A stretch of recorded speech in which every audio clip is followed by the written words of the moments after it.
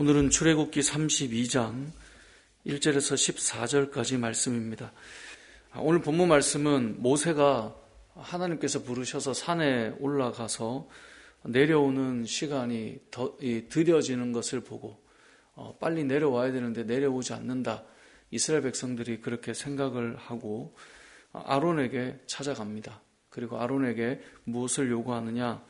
우리를 위해서 우리를 인도할 신을 만들라라고 말하고 있습니다.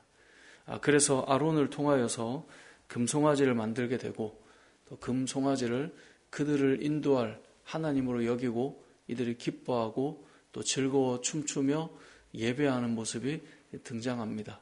이 우상숭배와 하나님이 아닌 다른 신을 섬기는 이 범죄함이 오늘 본문에 등장하는데요. 이 안에 주목할 만한 한 구절은 1절에 우리를 위해서 우리를 인도할 신을 만들라 이것입니다. 이게 우상의 특징입니다. 우리를 인도할 신이라고 하는 것, 그 우상을 만드는데 만드는 주체는 누구죠? 자신들이에요. 그러니까 자신이 만들고 자신이 만들었음에도 그게 신이 되는 거예요. 우상을 잘 보면 내가 만들어 놓고 너가 나를 위해 인도할 신이야. 이제 이런 의미를 부여하는 것입니다. 세상에 있는 우상들을 잘 보면 다 특징이 사람이 손으로 조각을 해요. 그러고 나서 그 조각상이 나를 인도할 것이라고 그렇게 이제 언급을 하고 있다는 거죠. 우상이 어찌 보면 참 묘하지 않습니까? 내가 만들어 놓고 너가 나를 인도할 신이다. 이렇게 섬기고 있다는 거죠. 근데 이런 우상 숭배가 왜 일어나는가? 그것은 앞서 말한 것처럼 1절에 보니까 백성이 모세가 산에서 내려옴이 더딤을 보고, 이거 너무나 중요한 구절입니다. 그러니까 자기들이 생각할 때 모세가 빨리 내려오지 않는 거예요. 그러다 보니 이런 범죄를 저지르는 겁니다. 그러니까 잘 보면 신앙생활을 할 때 내가 생각하는 이 시간이 하나님이 생각하는 시간과 달라질 때, 다시 말해 지금쯤 하나님이 역사해 주셔야 되는데 왜 역사하지 않는 거지? 그러니까 내가 그려놓은 시간이 하나님의 시간과 맞지 않는 그런 일들이 일어날 때 우리는 조급해집니다. 그리고 그 조급해지는 모습은 결국은 불신앙으로 이어져요. 오늘 본문에서 이스라엘 백성들이 이 모든 죄를 짓는 그 요소, 그 원인은 뭔가? 그것은 그들이 생각하는 시간에 하나님께서 움직이지 않는다 생각하는 것. 그들이 생각하는 시간에 모세가 움직이지 않는다라고 생각하는 것.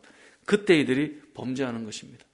여러분, 신앙생활을 잘 보면 믿음이라고 하는 이 단어는 기다림이라고 하는 단어와 상당히 밀접한 관계가 지어져 있습니다.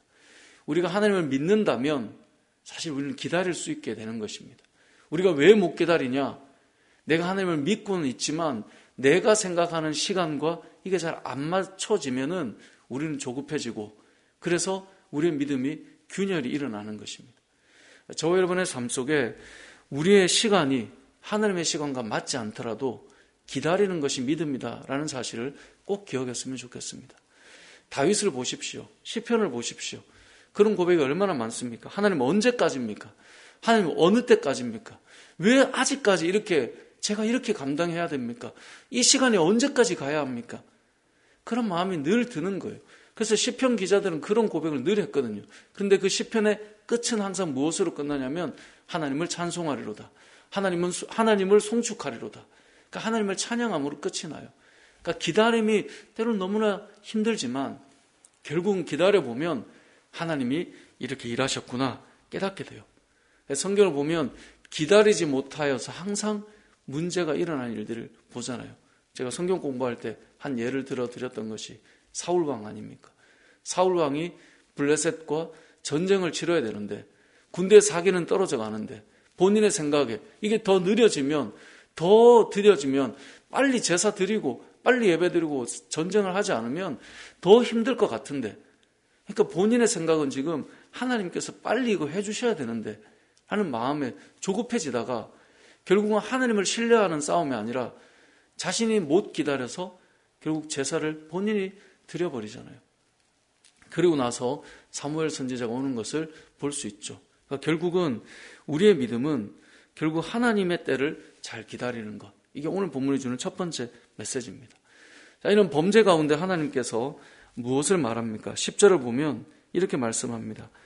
그런즉 내가 하는 대로 두라. 내가 그들에게 진노하여 그들을 진멸하고 너를 큰 나라가 되게 하리라.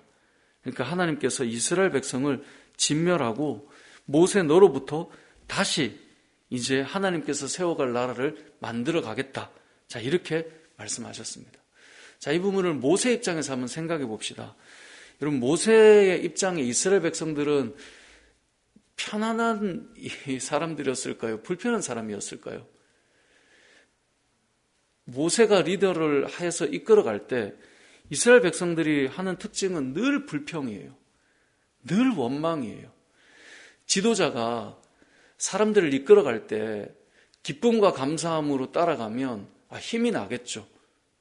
그리고 때로는 지도자가 뭔가 미스할 때 그럴 수도 있죠 라고 하면 더더욱 힘이 나겠죠. 그런데 모세 같은 경우는 하나님의 뜻을 따라 철저하게 이끌어갔음에도 불구하고 이스라엘 백성들은 끊임없이 원망해요.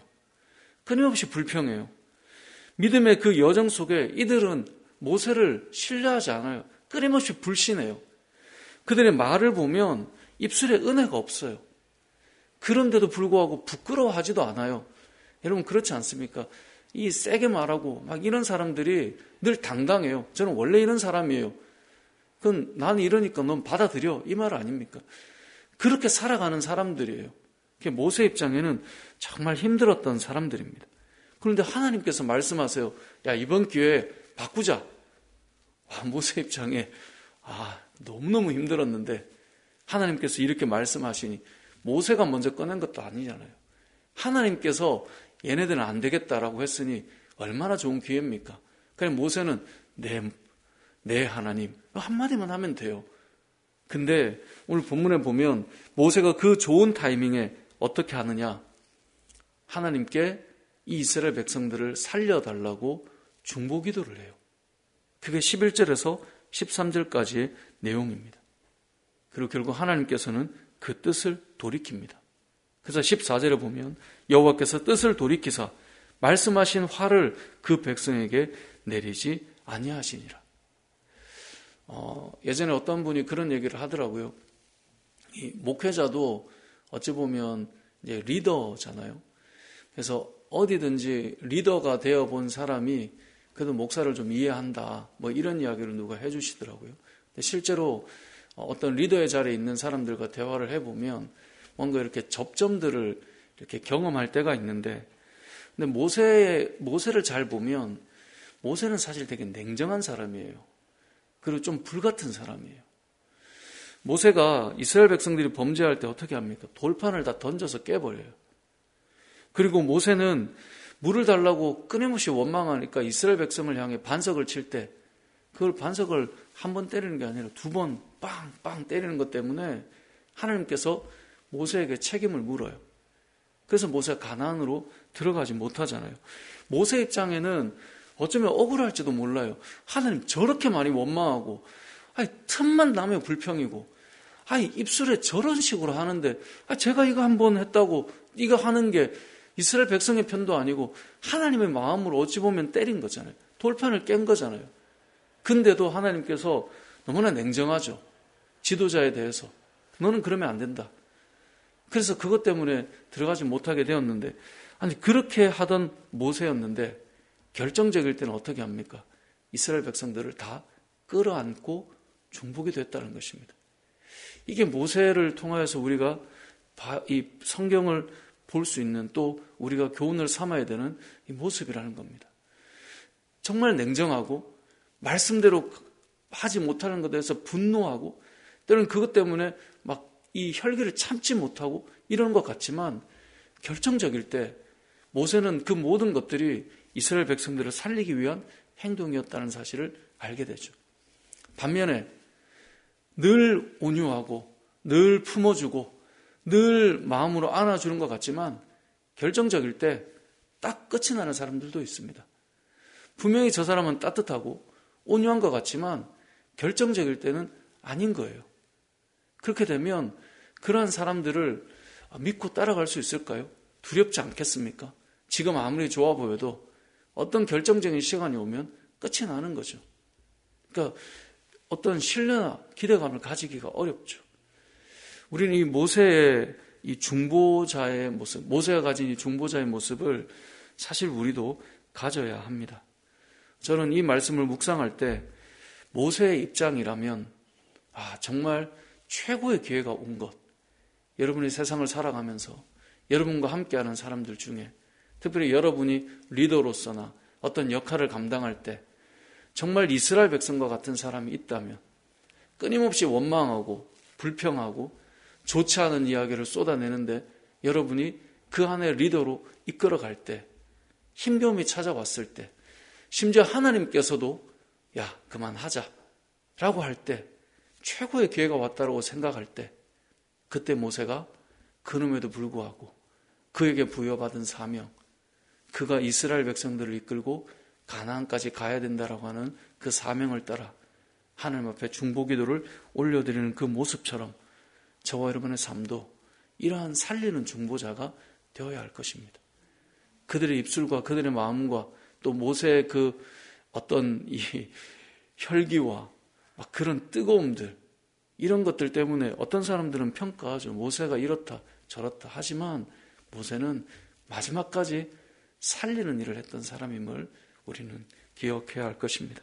정말 개인적인 감정이라면 수십 번 내려놓을 만한 그런 마음이 들겠지만 그는 이스라엘 백성을 끝까지 이끌고 가는 그런 사명을 감당했던 것처럼 저와 여러분들도 그러한 사명자가 되어야 할 것입니다. 말씀을 맺겠습니다. 모세가 그랬던 것처럼 우리도 이러한 중보자가 될 수 있도록 이 새벽에 기도하시고 더 나아가 하나님의 때를 기다리는 믿음의 사람이 우리가 되게 해주십시오. 그 마음으로 오늘 이 새벽에도 기도하고 믿음으로 승리하는 저와 여러분 되시길 주님의 이름으로 축복합니다. 아멘.